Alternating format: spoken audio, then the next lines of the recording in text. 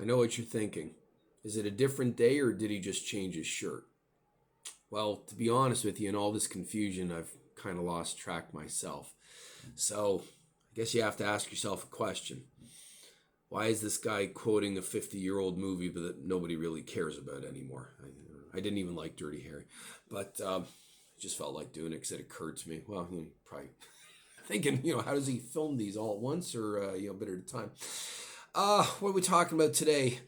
Keeping credit cards, keeping credit. So, a question that's been asked over the years and seems to be more and more common than ever. And I think that's a sign of just how difficult the times are for a lot of people. Is look, if I do a proposal, for example, can I keep a credit card? Zach, I got all these cards, I got all these loans, but I got this one card here. Do you think I could keep it? I was really hoping I could keep this one. It's the only one I have that isn't maxed out, and I can manage it. I can manage it. That's my favorite expression. I can manage it. Manage. You're paying the minimum payment. That's not managing anything, guys. Okay. If you're making minimum payments, you are not managing. You're struggling. Okay. Understand that.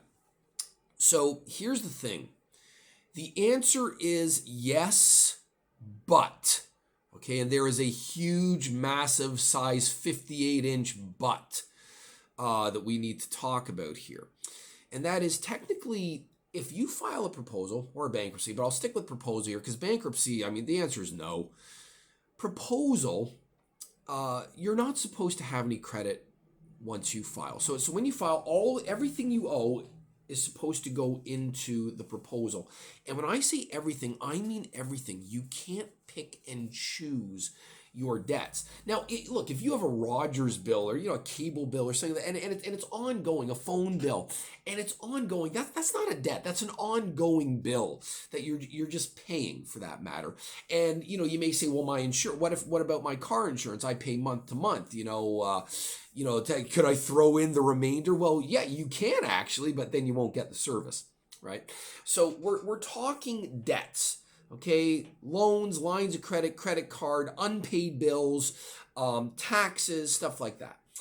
You're not supposed to pick and choose because if you do pick and choose, you are favoring a creditor. You are preferencing.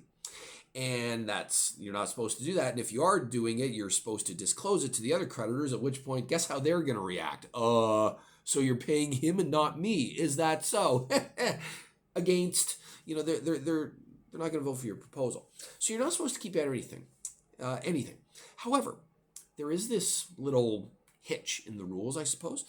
It's not less the rules and just more of reality, which is every now and then you may have a credit card that has a zero balance, or you can get it to zero.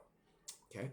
And technically, if you stick it in a drawer and don't use it, the creditor may let it live. They may not cut it up. Now, I think I said this in a previous video, and I'll say it now. I'm sure the self-righteous types and all the people who hate guys like me are saying, you can't do that! You can't keep anything. Guys, I know the rules. I tell them this. But everyone does it, okay?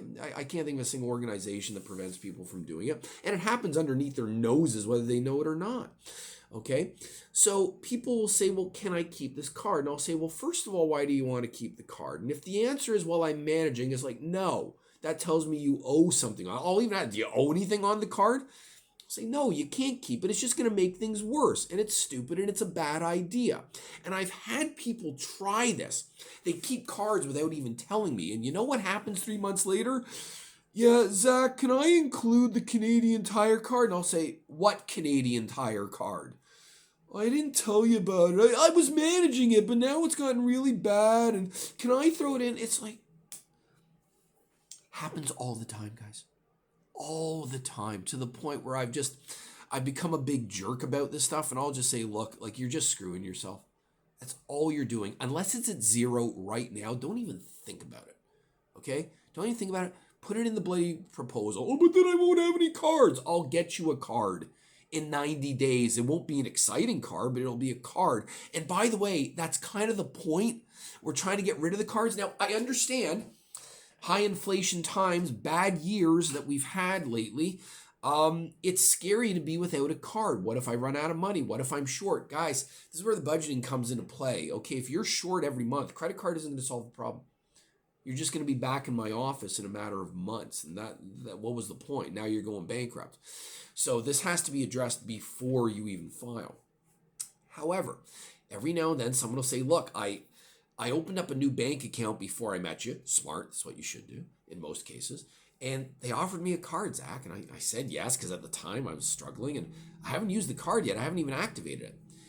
And I'll say, well, look, is it an American Express card? No. Okay, good. If it's an American Express card, forget it. Amex will cut it up for you.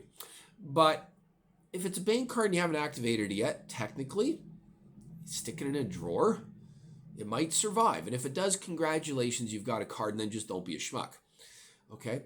But I'm mentioning this because too often, people walk in and they're like, okay, well, I need to get rid of this, but these cards are okay. I want to keep those. No, guys, you can't do it. It's a preference, okay? It's always amusing. Somebody owes $40,000. They want to get rid of 30, but I want to keep these two cards. How much do you owe? Well, about 10,000. What are you doing?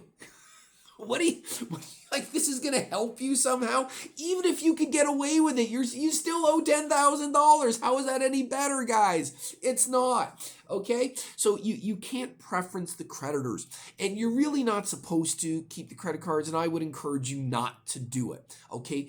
If you're going to start fresh, start fresh. The other thing people will try to do sometimes is, this happened recently. A guy had... He had a line of credit with Bank of Montreal and 2 credit cards, but he didn't tell me about the 3rd credit card he had because he had never really used it.